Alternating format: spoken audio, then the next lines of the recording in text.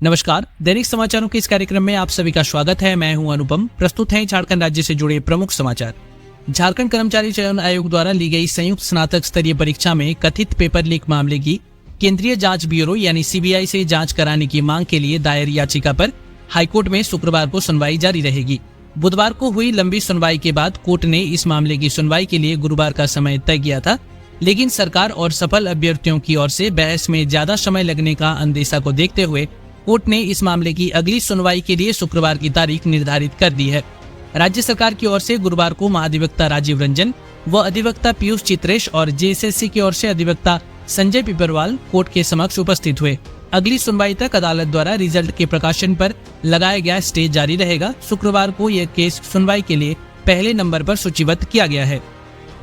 झारखंड की 25वीं वर्षगांठ को ऐतिहासिक और भव्य तरीके से मनाने की तैयारी तेज हो गई है। 15 नवंबर 2025 को राज्य अपनी स्थापना के 25 वर्ष पूरे करेगा, जिसे राज्य सरकार स्थापना सप्ताह के रूप में मनाने जा रही है। मुख्य सचिव अविनाश कुमार ने बुधवार को समन्वय समिति के अधिकारियों के साथ उच्च स्तरीय बैठक कर झारखंड के रजत जयंती समारोह की तैयारियों की समीक्षा की। समारोह की तैयारियों को लेकर बुधवार को प्रोजेक्ट भवन में 3 बैठकें हुई। बैठक में यह तय हुआ कि 15 और 16 नवंबर को रांची के मोरहाबादी मैदान में मुख्य राजकीय समारोह होगा। इससे पहले 11 से 14 नवंबर तक सभी जिलों में प्रभात फेरी, साइकिल रैली, सांस्कृतिक आयोजन और आंदोलनकारियों के सम्मान समारोह जैसे कार्यक्रम होंगे। राजकीय मुख्य समारोह के दिन अलग झारखंड राज्य के आंदोलनकारियों को सम्मानित किया जाएगा। पलामू जिले में मुख्यमंत्री मैया सम्मान योजना के अंतर्गत महिलाओं के खातों में अक्टूबर 2025 की राशि भेजी जानी शुरू हो गई है। कई लाभार्थियों ने पुष्टि की है कि राशि उनके बैंक खातों में जमा हो चुकी है। इसके तहत 3,50,000 लाभार्थियों के खातों में राशि भेजी जा रही है। इसके तहत प्रत्येक महीने 87 करोड़ 50 लाख रुपए का आवंटन किया जाता है। जुलाई में पलामू जिले में लगभग 3,49,000 महिलाओं के खातों में 2,500 रुपए की राशि ट्रांसफर की गई थी। वहीं दुर्गा पूजा में 3,50,995 लाभार्थियों को अगस्त और सितंबर दोनों महीनों की राशि एक साथ दी गई थी। अब बकाया भुगतान के रूप में लाभार्थियों के खातों में अक्टूबर माह की राशि ट्रांसफर की जा रही है। गौरतलब है कि फरवरी और मार्च 2025 के दौरान योजना के कुछ गड़बड़ियां सामने आई थी, जिनमें फर्जी आवेदन और डुप्लीकेट बैंक खातों के मामले पाए गए थे। इसके बाद सरकार ने जिलेवार सत्यापन कराया और अब केवल पात्र लाभार्थियों को ही राशि भेजी जा रही है। मुख्यमंत्री मैया सम्मान योजना के तहत 18 से 50 वर्ष की आयु की पात्र महिलाओं को प्रतिमाह 2,500 रुपए की आर्थिक सहायता दी जाती है। यह राशि सीधे उनके बैंक खातों में डीबीटी यानी डायरेक्ट बेनिफिट ट्रांसफर के माध्यम से भेजी जाती है। योजना का उद्देश्य महिलाओं को आर्थिक रूप से सशक्त बनाना और घरेलू जरूरतों में सहयोग देना है। मंत्रिमंडल सचिवालय एवं निगरानी विभाग समन्वय ने सूचित किया है कि झारखंड मंत्रिपरिषद की बैठक सोमवार 3 नवंबर 2025 को अपराह्न 3 बजे से आयोजित की जाएगी। बैठक झारखंड मंत्रालय प्रोजेक्ट भवन स्थित मंत्रिपरिषद कक्ष में होगी। बैठक में राज्य सरकार के विभिन्न विभागों से जुड़े अहम प्रस्तावों और नीतिगत निर्णयों पर चर्चा होने की संभावना है। माना जा रहा है कि इस बैठक में कई लोकहित से जुड़े प्रस्तावों को मंजूरी दी जा सकती है। रांची जिले के बुंडू इलाके में गुरुवार को हुई एक भीषण सड़क हादसे में 4 लोगों की मौत हो गई, जबकि 20 से अधिक लोग घायल हो गए। यह हादसा बुंडू टोल प्लाजा से कुछ ही दूरी पर हुआ, जब एक तेज रफ्तार पिकअप वैन अनियंत्रित होकर पलट गई। जानकारी के अनुसार पिकअप वैन में क्षमता से अधिक लोग सवार थे। बुंडू के पास वाहन की गति काफी तेज थी और अचानक चालक ने नियंत्रण खो दिया, जिसके कारण पिकअप वैन बीच सड़क पर पलट गई। हादसे के तुरंत बाद मौके पर चीख पुकार मच गई। दुर्घटना स्थल पर स्थानीय लोग तुरंत पहुंचे और राहत तथा बचाव कार्य शुरू किया। लोगों ने पलटी हुई वैन के नीचे फंसे हुए लोगों को निकालने में मदद की और उन्हें प्राथमिक उपचार के लिए नजदीकी स्वास्थ्य केंद्र तक पहुंचाया। घटना की सूचना मिलते ही पुलिस और प्रशासन की टीम भी मौके पर पहुंची। पुलिस ने शवों को कब्जे में लेकर पोस्टमार्टम के लिए भेज दिया है और घायलों को बेहतर इलाज के लिए अस्पताल पहुंचाया जा रहा है। घाटशिला उपचुनाव से पहले पूर्वी सिंहभूम में भाजपा को बड़ा झटका लगा है। पार्टी के कई वरिष्ठ नेताओं ने झारखंड मुक्ति मोर्चा यानी जेएमएम का दामन थाम लिया है। इन नेताओं ने मुख्यमंत्री हेमंत सोरेन के समक्ष झामुमो की सदस्यता ग्रहण की है। इस मौके पर मुख्यमंत्री ने सभी नेताओं का स्वागत करते हुए कहा कि उनकी सक्रियता और जनसंपर्क झामुमो संगठन को और मजबूती प्रदान करेगा। कार्यक्रम में झामुमो के केंद्रीय प्रवक्ता और पूर्व विधायक कुणाल सारंगी और जिला परिषद अध्यक्ष बारी मुर्मू भी मौजूद रहीं।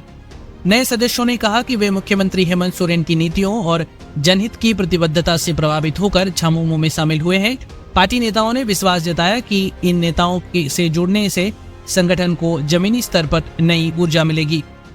रांची और चाईबासा में बच्चों को खून चढ़ाने के बाद उनके HIV पॉजिटिव होने के मामले में झारखंड हाईकोर्ट ने कड़ा रुख अपनाया है।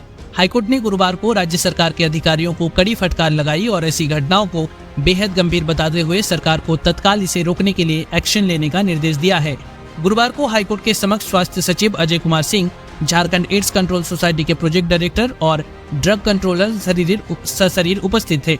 हाईकोर्ट ने उक्त अधिकारियों को शपथ पत्र दाखिल कर सरकारी एवं प्राइवेट अस्पतालों में ब्लड डोनेशन कैंप का ब्यौरा मांगा है। इसके साथ ही अदालत ने राज्य के अस्पतालों में कितने रक्त की आवश्यकता है और कितना उपलब्ध हो पा रहा है इसकी जानकारी देने का भी निर्देश दिया है। गौरतलब है कि हाईकोर्ट के चीफ जस्टिस तरलोक सिंह चौहान व जस्टिस राजेश शंकर की खंडपीठ में इस मामले की सुनवाई हुई। पलामू जिले के पांडु थाना क्षेत्र के बाजार स्थित महालक्ष्मी ज्वेलर्स में बुधवार रात चोरों ने बड़ी चोरी की घटना को अंजाम दिया। चोरों ने दुकान का शटर काटकर करीब 50 लाख रुपए मूल्य के सोने चांदी के आभूषण उड़ा लिए। घटना की जानकारी गुरुवार सुबह मिली जब दुकान मालिक ओम प्रकाश साहू अपनी दुकान पर पहुंचे। घटना की सूचना मिलते ही पांडु पुलिस मौके पर पहुंची और जांच शुरू की। पुलिस ने आसपास के CCTV फुटेज खंगालने और तकनीकी साक्ष्यों के आधार पर चोरों की पहचान करने की प्रक्रिया शुरू कर दी है। इस संबंध में अज्ञात चोरों के खिलाफ प्राथमिकी दर्ज की गई है। धनबाद जिले में गृह रक्षकों यानी होमगार्ड के नए नामांकन की प्रक्रिया को लेकर गुरुवार को उपायुक्त सह समिति अध्यक्ष आदित्य रंजन की अध्यक्षता में एक महत्वपूर्ण बैठक समाहरणालय स्थित कार्यालय कक्ष में आयोजित की गई। बैठक में नए नामांकन हेतु प्राप्त आवेदनों की स्थिति की समीक्षा की गई। इस दौरान नियुक्ति संबंधी रिपोर्ट समिति के समक्ष प्रस्तुत की गई। उपायुक्त ने कहा कि जिन आवेदनों में त्रुटि या अपूर्ण जानकारी पाई गई है उनकी सूची प्रकाशित कर दावा आपत्ति प्राप्त की जाए ताकि चयन प्रक्रिया को पारदर्शी और निष्पक्ष तरीके से पूरा किया जा सके।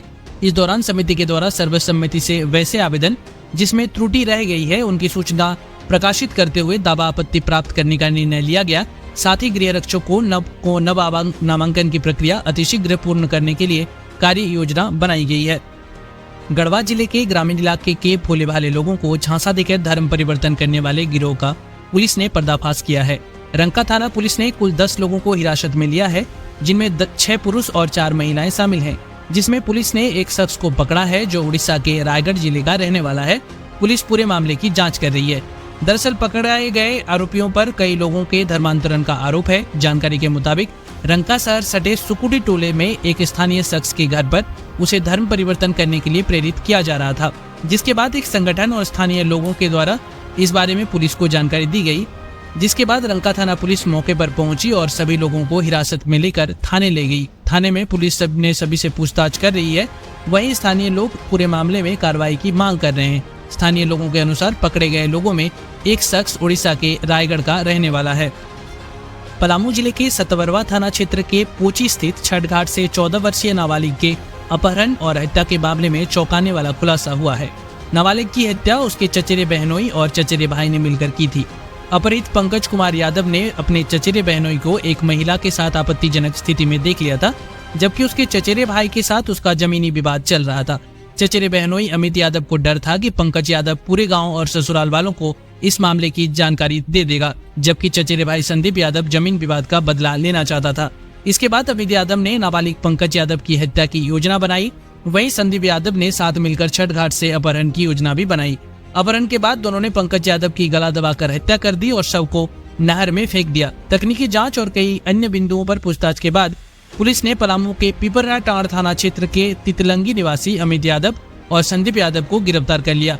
दोनों की निशानदेही पर शव भी बरामद कर लिया गया है। पुलिस अधीक्षक रिश्मा रमेशन ने बताया कि अमित यादव का एक महिला से प्रेम प्रसंग चल रहा था और पंकज यादव ने उसे देख लिया था। उसका चचेरा भाई संदीप यादव जमीन विवाद का बदला लेना चाहता था। दोनों ने मिलकर हत्या की साजिश रची। केंद्रीय माध्यमिक शिक्षा बोर्ड CBSE ने वर्ष 2026 की बोर्ड परीक्षाओं की तिथि घोषित कर दी है। CBSE के अनुसार कक्षा 10वीं और 12वीं की परीक्षाएं 17 फरवरी 2026 से प्रारंभ होंगी। इस बार CBSE ने परीक्षाओं की तारीख परीक्षा शुरू होने से 110 दिन पहले जारी की है, जो अब तक का सबसे प्रारंभिक प्रकाशन है। CBSE ने बताया कि इस वर्ष पहली बार कक्षा 10वीं के लिए 2 बोर्ड परीक्षाएं आयोजित की जाएंगी, जो राष्ट्रीय शिक्षा नीति NEP 2020 की सिफारिशों के अनुरूप है। रांची और कोल्हान सहित झारखंड के कई जिलों में पिछले 2 दिनों से चक्रवाती तूफान मोंथा का असर जारी है। तेज हवाओं और वज्रपात के साथ हो रही बारिश से जनजीवन प्रभावित है। तापमान में गिरावट से ठंडक और सिरहन भी महसूस हो रही है। इस बीच मौसम विभाग ने शुक्रवार को भी सिमडेगा, पश्चिमी सिंहभूम, खूंटी और गुमला में भारी बारिश की संभावना जताई है, जबकि चतरा, गढ़वा, लातेहार और पलामू में भारी से अत्यधिक भारी वर्षा का पूर्वानुमान है।